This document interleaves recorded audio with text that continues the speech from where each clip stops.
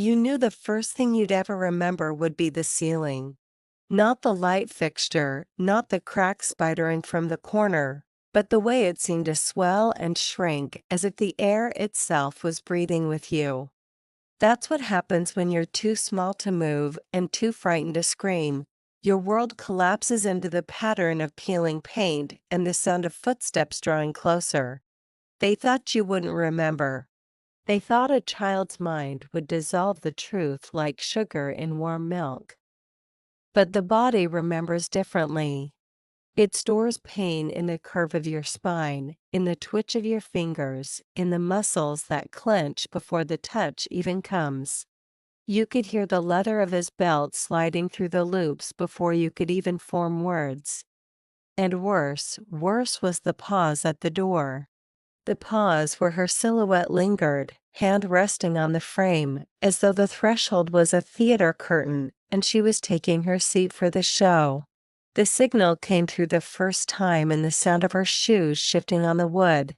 A shuffle, deliberate, slow. It told you she was staying. It told you no help would come. You remember the way your eyes searched her face for something human, something maternal, but her mouth was set in that half-smile people wear when they already know how the scene ends. You tried to cry quietly. The louder you cried, the longer it went on. Years later, people would ask why you never told anyone. But who would you tell? The neighbors whose curtains never moved when they heard shouting? The priest who placed his warm hand on your head and told you to pray harder? You learned young that truth is not a weapon unless someone is willing to wield it for you. And no one was. There were nights you woke on the floor, the taste of copper in your mouth, the smell of sweat and starch in your hair. Your legs would tingle like they'd been pinned beneath you for hours, and your wrists would ache in ways you didn't yet understand. The next morning, there would be tea on the table, toast with a scrape of jam, and the sun pouring in like the world wasn't built on secrets. She would hum as she poured the tea, a tune too cheerful to be innocent. You knew the worst cruelty wasn't the act itself, it was the way life resumed as if nothing had happened. The way the day after still demanded homework, chores, and polite conversation. It taught you that violence isn't just in the blows, it's in the normalization of them. By the time you were old enough to know other families didn't live like this, you'd already become fluent in silence. It wasn't weakness, it was a language, one you'd later learn to use against them. They never suspected that the girl who flinched at shadows would grow into a woman who could hold a grudge for decades without letting it sour her smile. The sound of his footsteps that night would echo in you for years, long after his breath had stopped clouding mirrors.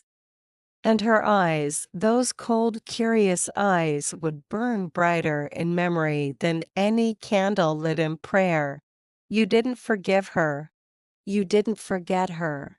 You only waited. And waiting was something you'd been trained to do very, very well.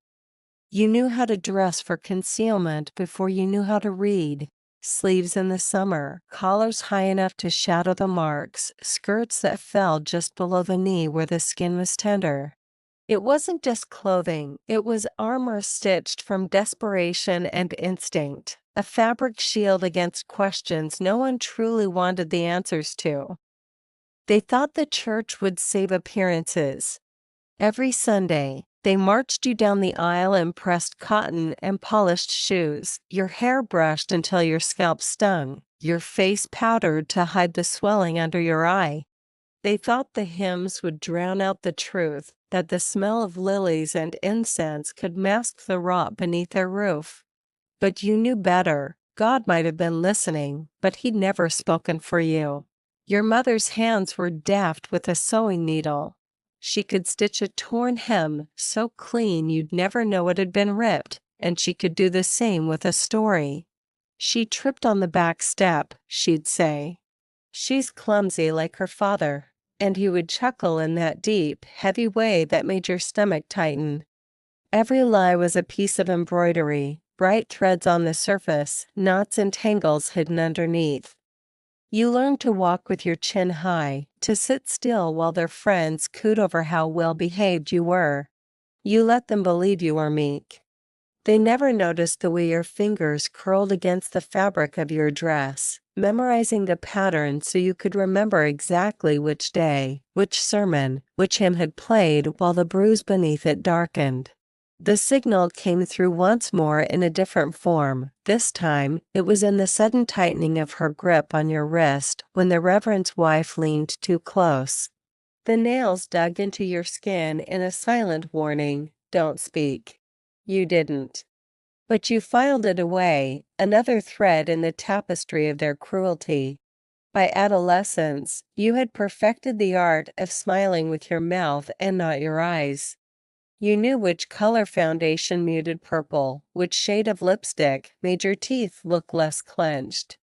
You could stand in the front pew and recite scripture while thinking about how you'd one day dismantle them, piece by piece, in the same quiet way they'd dismantled you.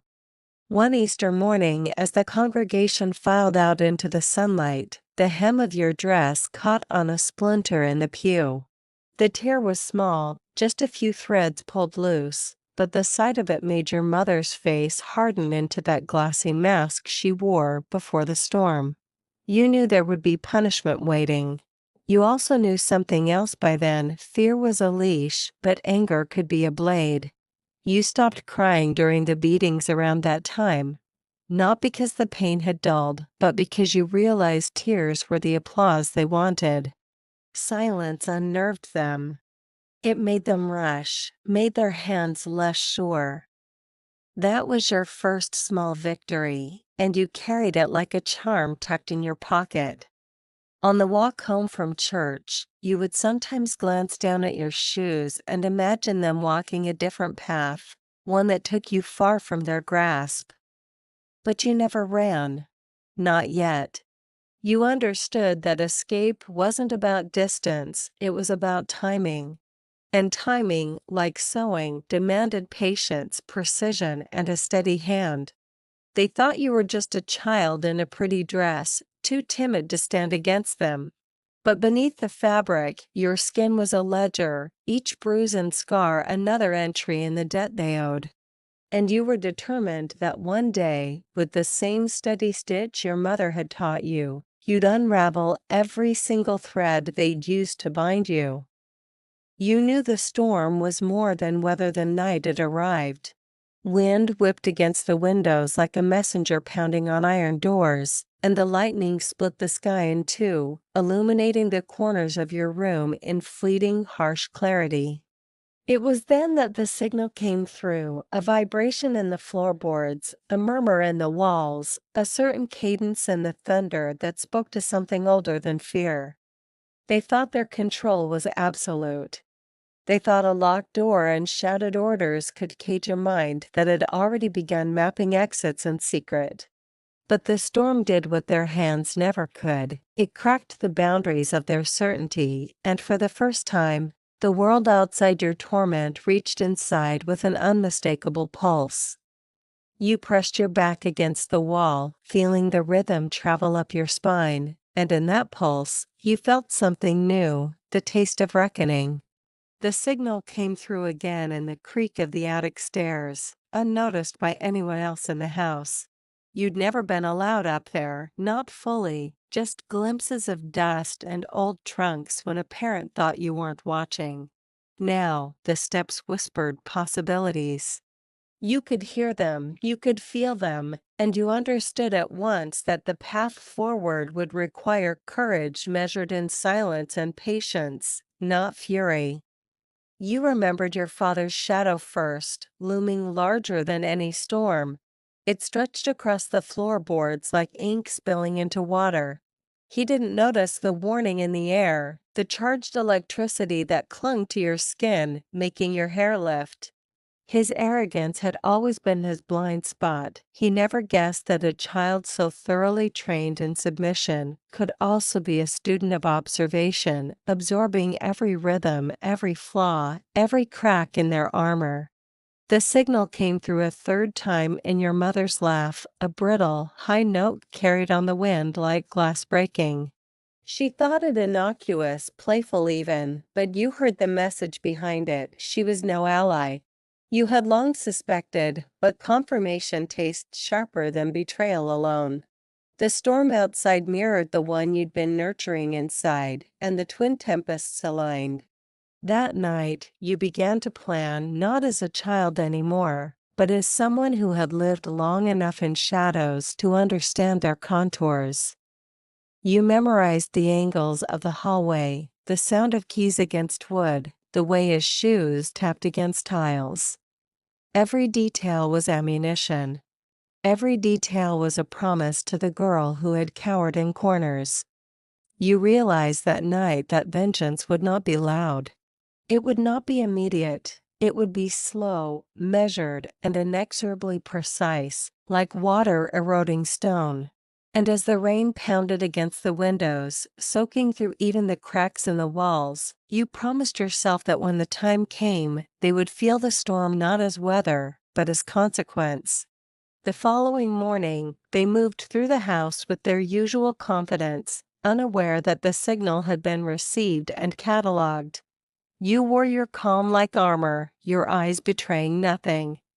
They thought they had tamed the tempest within you. They didn't yet know that a storm patient enough to wait for decades is far more dangerous than any fury they could impose. By the time the thunder faded and the sun revealed puddles reflecting the broken sky, you understood one thing: storms don't ask for permission, and neither would you. The signal had come, the warning was clear, and the girl who had trembled under shadows was beginning to stir. You knew curiosity would be your first real act of rebellion.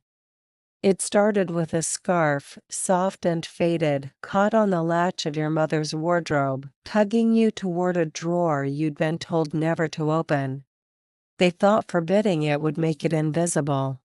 They didn't understand that the more you were told something was off limits, the more your fingers itched to uncover it, the more your mind raced with questions too dangerous to voice. Inside, the drawer smelled of cedar and mothballs, of secrets long stored and deemed untouchable.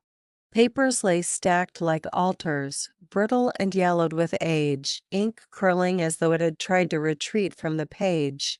Wills rewritten, names scratched out, ledgers that traced fortunes shifting under quiet hands. You traced the curves of letters with a fingertip, feeling the weight of decades pressing through each stroke, understanding for the first time the immensity of the deception that had run through your bloodline. They thought family loyalty would bind you, that the story spun in polite whispers at the dinner table would fool you forever. They didn't know the girl who had learned to walk silently and watch shadows had also learned to read motives between the lines, to notice what was unsaid. The drawer revealed a heritage built on pretense and betrayal, a ledger of wealth redistributed to faces you didn't recognize, all under the guise of protection and propriety. Your mother's perfume lingered in the air, sweet and heavy, masking the dust. You remembered the feel of her hands smoothing the hem of your dresses, the same hands that had hidden these papers, and suddenly everything aligned. The smiles, the nods, the whispered justifications. She hadn't been indifferent. She had been a gatekeeper, a collector of lies, a quiet architect of their advantage. And you, for the first time, felt the raw heat of indignation ripple through your chest. You understood then that inheritance is more than money. It is memory, power, and the ability to shape narrative. And they had been hoarding it, rewriting history while letting you believe you were merely a spectator. The signal from the storm nights ago had prepared you for this discovery, making the air hum with possibility. You realized that silence was no longer an option. Action was the only language they would understand. You slid the papers back into place carefully, the creak of the drawer sounding louder than the storms you had endured. Their oversight was total. They had never expected you to seek, to find, to understand. You had become the keeper of truths they had assumed would die with time, a quiet arbiter of the debts they had accumulated. From that night onward, you catalogued, memorized, and plotted. Every signature, every crossed out line, every handwritten note became a tool. You imagined a future where their casual cruelty, their arrogance, and their mismanagement of trust would be turned against them with the precision of the patient and the relentless.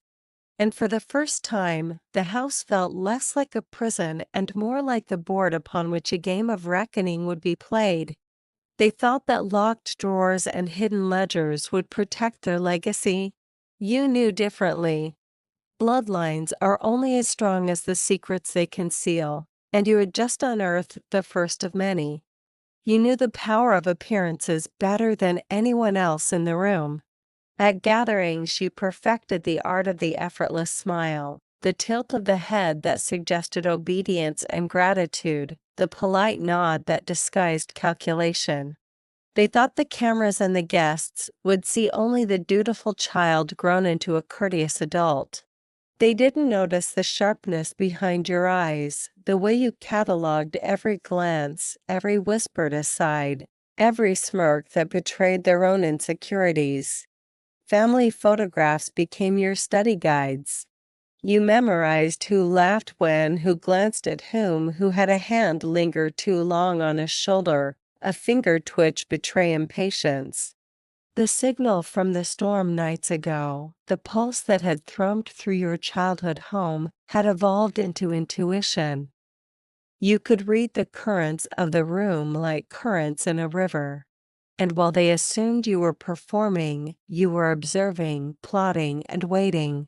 The silver candlesticks on the mantel reflected not just the warm glow of chandelier lights, but also the fragile arrogance of your relatives.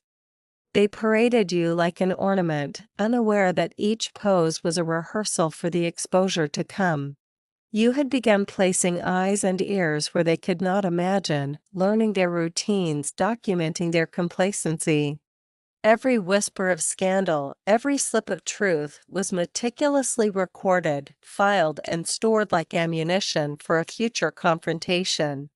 You remembered the signal again that evening, subtle this time, a slight hesitation in your uncle's step as he passed the dessert table, the tilt of a cousin's head as they assessed you, as if sensing some unspoken authority beneath your composed exterior. You smiled wider, letting the surface charm hide the tempest simmering beneath. They never knew you had already begun weaving their surveillance into your own. Cameras in corners, phones left unattended, letters discarded, they all became threads in the intricate web you were building. The smoke of cigars mingled with the scent of roast beef and polished wood, a heady combination that you had learned to inhale without flinching. You felt the decades in your spine, in the subtle ache of knees that still remembered punishment, and in the quiet strength that had grown where fear once ruled. The room hummed with laughter and chatter, yet to you, it was the soundtrack to their unknowing undoing. Every smile you offered was a calculation, every polite nod, a promise that the reckoning would arrive unseen but inevitable. By the end of the evening, photographs would be taken, guests would leave with the impression of a harmonious gathering, and they would pat themselves on the back for the perfection of their performance. But you knew differently. You had seen the cracks, memorized the weaknesses, and placed the pieces that would one day topple them. The storm, the bruises, the hidden ledgers, all had led to this point. And in every polite, measured gesture, the child who had learned to survive had transformed into the architect of consequence. They thought their charm, wealth, and authority would shield them from scrutiny. You knew that the silent observer, the one who never faltered in posture or voice, is the one who holds the power to expose, dismantle, and deliver justice, one calculated step at a time.